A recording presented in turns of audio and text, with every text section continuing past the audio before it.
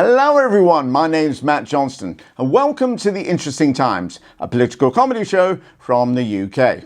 As has been mentioned before, Rachel Reeves is the first female Chancellor in history, showing you don't need balls to run the economy. Although the last Chancellor showed he had balls, like big brass ones. So when it comes, she makes the first major misstep of her time as Chancellor, because that great office of state depends more than any on trust. Yet in her first... Last week we asked, where's the money gone? It seems we're still no closer to finding out, as the new Chancellor opened the books to find a shortfall, a former Chancellor and Prime Minister type shortfall, £20 billion.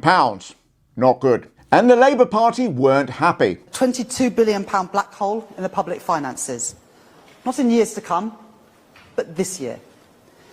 It exposes the recklessness of the previous government.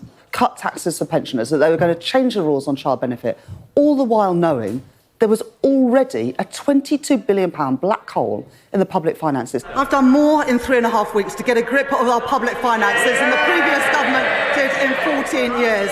No Rishi Sunak either, guessing he's taken early retirement. Make sure you count the silverware though. This doesn't just affect their treasury, of course, but a whole load of other MPs. Residents of Eastbourne will be outraged to learn that the Conservatives' promise of a brand new hospital for our town was not worth the paper it was written on.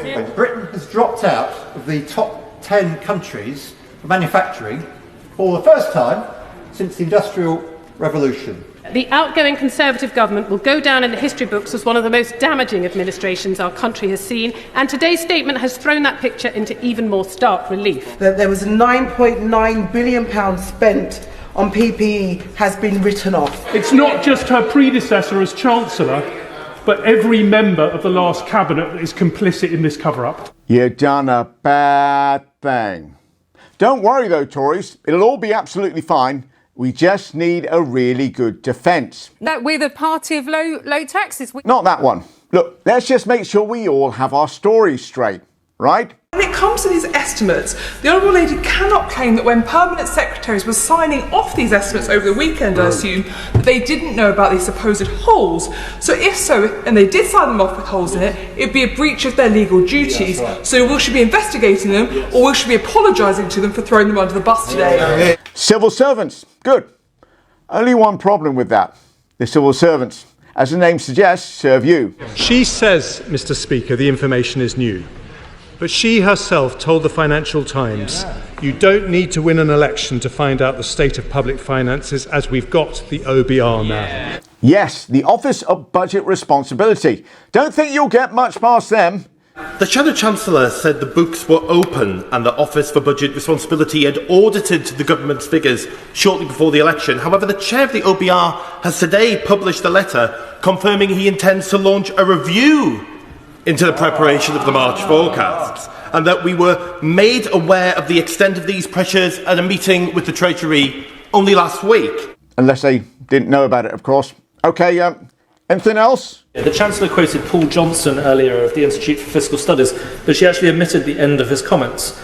He said half the spending hole, she claims, is public sector pay, over which the government made a choice. Right, well, let's hear it directly from the director of the Institute of Financial Studies, Paul Johnson. It's very striking that if this problem is about £20 billion big, that is exactly the scale of the national insurance cuts implemented by Jeremy Hunt just before the election. How much of a significant moment was it when the Chancellor said that the Office for Budget Responsibility wasn't aware of some of the commitments that the previous government had made? No, that was an extraordinary statement. The problem that the Office of Budget Responsibility has is essentially when the government says the Home Office, for example, is going to get this number of billions of pounds next year, they basically have to take it on trust. Well, this isn't the glowing review that the Tories were hoping for. But if you think that's bad, wait till you see the national debt that blew the minds of two news presenters. Although, as it's GB News, let's be honest, that's not a whole lot of dynamite. So now the national debt for the UK is sitting at around an inconceivable £2.5 trillion pounds. Well, I mean, that is inconceivable. Well, it's 2.5 trillion. That's what a trillion looks like, by the way. I can't even count that high in terms of those number of digits in a row. It's nauseating to look at that number. Well, it's almost impossible to comprehend. Inconceivable. Impossible. Can't even comprehend these sorts of figures. Look, 2.5 trillion isn't that big a number to deal with. All you need to do is get the average viewership for GB News and then times it by 2.5 trillion. And that's it. No time to talk about the continued incredible spectacle that is the Paris Olympics. And Team GB and NE are doing ever so well, picking up medals left, right and straight down the middle. The one with horses dancing, you know, we won a few gold medals there. I mean, it's like Britain's Got Talent for posh people. And then on the headless horse, Max Whitlock just missed out on adding to his 6 Olympic medals in his final Olympics, but is still the country's most decorated gymnast. Louis Hinchcliffe has qualified for the 100-metre semi-final despite the drag factor of his mullet, and the men's 8 won a gold medal in their own. Yes, I know there's 9 of them there, but that's because of the tiny cocks. Don't feel bad, fellas, it's very cold out there on the water. Yeah, I don't feel great about that joke. No time to talk about the fact that Boris Johnson has a new book coming out in October called Unleashed.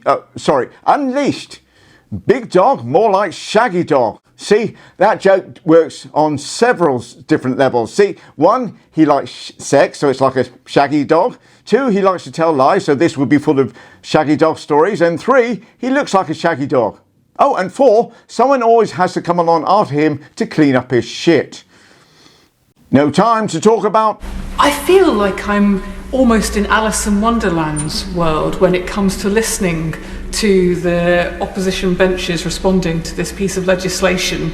I certainly feel concerned that they may have been with the Cheshire Cat and possibly following the Queen of Hearts and the damage that they did with their disastrous mini budget. A little less Cheshire Cat and Queen of Hearts and more Tweedledum and Mad Hatter. Yes, she's back. Coming up on today's Daily Tea, we've got an exclusive interview with former Prime Minister Liz Truss. Okay, but getting her to stand as a reminder of the fact that 4 weeks ago she lost her seat, that's just mean. I was the victim, frankly, of an attempt to sabotage my administration by people who didn't agree with my policies. That was the issue.